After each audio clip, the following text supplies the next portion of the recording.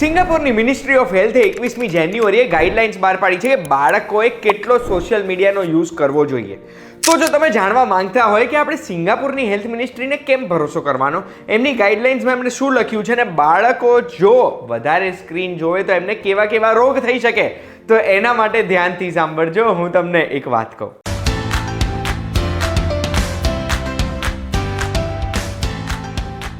એક વાત કહું, આપનું સ્વાગત છે. મારું નામ છે ગુંજ ઠક્કર અને સિંગાપુરની મિનિસ્ટ્રી ઓફ હેલ્થની ગાઈડલાઇન્સ આપણે સાંભળીએ ને એની પહેલાં સવાલ એ છે કે કેમ આપણે સિંગાપુરની મિનિસ્ટ્રી ઓફ હેલ્થની ગાઈડલાઇન્સ માનવાની. તો સિંગાપુર એઝ અ કન્ટ્રી એક ડિઝાયરેબલ કન્ટ્રી છે. સાફ છે, સારા બિલ્ડિંગ્સ છે, સારા બિઝનેસીસ છે, એ તો આપણને ખબર છે. પણ શું તમને એ ખબર છે સિંગાપુરનો પાસપોર્ટ દુનિયાનો સૌથી પાવરફુલ પાસપોર્ટ છે? આવું હેનલી રિપોર્ટે 2025માં કીધું. એટલે જો સિંગાપુરના નાગરિક છે, કોઈની પાસે સિંગાપુરનો પાસપોર્ટ છે, તો એમણે દુનિયાભરમાં ટ્રાવેલ કરવા માટે બહુ દેશો માટે વિઝા લેવાની જરૂરત જ નથી. એમના પાસપોર્ટથી એ લોકો સીધી એન્ટ્રી કરી શકે. એના સિવાય સિંગાપુરની હેલ્થ કેર અને સિંગાપુરની એજ્યુકેશન સિસ્ટમ એ દુનિયામાં વન ઓફ ધ બેસ્ટ છે, એવું પીસા રિપોર્ટમાં આપણને જાણવા મળ્યું છે. એટલે સિંગાપોર એઝ અ કન્ટ્રી પોતાના નાગરિકોનું ધ્યાન રાખે છે, એ આપણને ખબર પડી ગઈ. હવે આપણે વાત કરીએ કે બાળકોનો સ્ક્રીન ટાઈમને કંટ્રોલ કરવાની જરૂરત કેમ છે. તો જો તમે કોઈ પણ બાળકને ફોન વાપરતા જોયા હશે ને, તો તમે આટલી વસ્તુઓ તો નોટિસ કરી જશે કે એમની ઊંઘ પૂરી નથી થતી, ફિઝિકલ એક્ટિવિટી ઓછી કરે છે. એમને અગર ફોન જોવાનું મન થઈ જાય તો એ હલતા પણ નથી, પોતાના શરીરને હલાવતા નથી. એના સિવાય ખાવા પીવાનું પણ ધ્યાન નથી રાખતા. અને આ ત્રણ વસ્તુઓના લીધે, ઓછી ફિઝિકલ એક્ટિવિટી, ઓછી ઊંઘ અને ઓછું ન્યુટ્રિશન, એના લીધે ઘણા બધા રોગ થઈ શકે છે. કેવા રોગ થઈ શકે? તો સૌથી પહેલાં કોગ્નેટિવ ઇશ્યુઝ થઈ શકે. એટલે જે બેસિક એક બાળકે શીખવાનો સમય છે, એ સમયમાં જો એ ફોનમાં ઘૂસી જાય છે, તો એવા સંજોગોમાં એમને બોલવાનું, ચાલવાનું, એ જે બેસિક લર્નિંગ છે ને, જે એમના બ્રેનને આવડવું જ જોઈએ એ ઉંમરે, એ નથી શીખી શકતા. એમાં બી ઘણા બાળકોને પેસિવ સ્ક્રીન જોવાની આદત પડી જાય છે. પેસિવ સ્ક્રીન એટલે શું?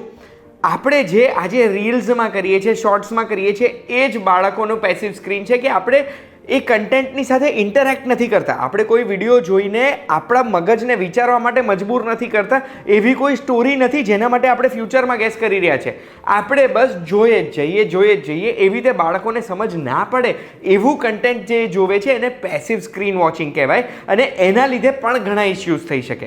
જેમાં સૌથી મોટો ઇશ્યુ એમનું અટેન્શન સ્પેન જ શોર્ટ થઈ જાય. એટલે એ કોન્સન્ટ્રેટ ના કરી શકે, ફોકસ ના કરી શકે. અને આ સ્ક્રીન જોવાની આદતના લીધે એ જે ફોકસ નથી કરી શકતા, કોગ્નેટિવ એબિલિટીઝ એમની નથી ડેવલપ થઈ, એના લીધે મોટા થઈને એમની મેન્ટલ વેલબિંગ ઉપર અસર થાય છે. એટલે માનસિક સંતુલન નથી રહેતું અને મેન્ટલ વેલબિંગ પ્રોપર નથી. એટલે એવા રોગ ડાયગ્નોઝ થાય છે જે રોગ માનસિક રોગ ગણાતા હોય છે.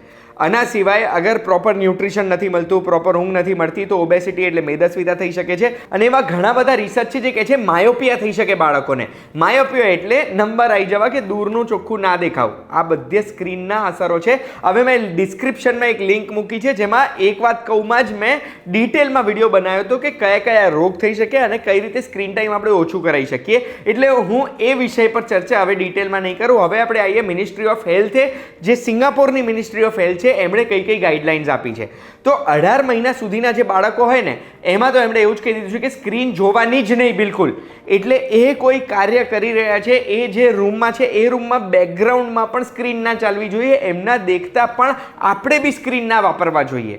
હા, વિડીયો કોલ માટે કે ઇન્ટરેક્ટિવ કોલ્સ માટે આપણે અગર ફોનની સ્ક્રીન એમને બતાડીએ છીએ તો એ ચાલે. બટ એના સિવાય સ્ક્રીન 18 મહિના પહેલાં અલાઉડ જ નહીં. પછી 18 મહિનાથી લઈને 6 વર્ષના બાળકો માટે શું કીધું કે સ્કૂલ પછી 1 કલાક જેટલું સ્ક્રીન ટાઈમ એમને મળી શકે, પણ એમાં બી passive screen time not allowed. Passive screen time મેં તમને સમજાવી દીધું છે. એના સિવાય બાળકો જે જોઈ રહ્યા છે ટીવી પર, ફોનની સ્ક્રીનમાં, એ માતા પિતાએ ટ્રાય કરવાનો એમની સાથે જોડે જોવે. પછી આ સૌથી ઇમ્પોર્ટન્ટ વસ્તુ મને લાગી છે કે બાળકોને ડિસ્ટ્રેક્ટ કરવા, એટલે રડી રહ્યો છે તો ફોન આપી દીધો, કે એમનું ધ્યાન ભટકાવવા માટે ફોન આપી દીધો. એવું ના કરવું જોઈએ. કે પછી આપણે અગર ક્યાંય બિઝી છે ને એમને બિઝી રાખવા માટે આપણે ફોન આપી દઈએ છીએ, ટીવી ચાલુ કરી આપીએ છીએ, એ તો બિલકુલ જ નહીં કરવાનું. બાળકો જે રૂમમાં કંઈ કરી રહ્યા છે, બીજી કોઈ એક્ટિવિટી કરે છે, ત્યાં બેકગ્રાઉન્ડમાં પણ સ્ક્રીનો ના હોવી જોઈએ. બાળકોને એજ અપ્રોપ્રિએટ કોન્ટેન્ટ બતાડવાનું. એટલે એમની ઉંમરનું લાગતું વળગતું જ કન્ટેન્ટ બતાડવાનું. અને જમતા સ્ક્રીનો નહીં, અને સુવાના 1 કલાક પહેલાં સ્ક્રીનો નહીં. હવે આગળ વધીએ ને, એની પહેલાં હું પણ તમને કહેવા માંગુ છું, મારો દીકરો 4 વર્ષનો થયો છે. મેં પુષ્કળ ટ્રાય કર્યો છે એને સ્ક્રીન નહીં આપવાનો. જમતા પણ અમે સ્ક્રીન નથી જોતા, રૂલ જ છે. પણ હા, ઘણી વખત સૂવા પહેલાં અમે મૂવી જોતા જોતા સૂઈએ છીએ, પણ એ ટીવીમાં જોઈએ છે. ફોનની સ્ક્રીન તો હજુ મેં આપી જ નથી.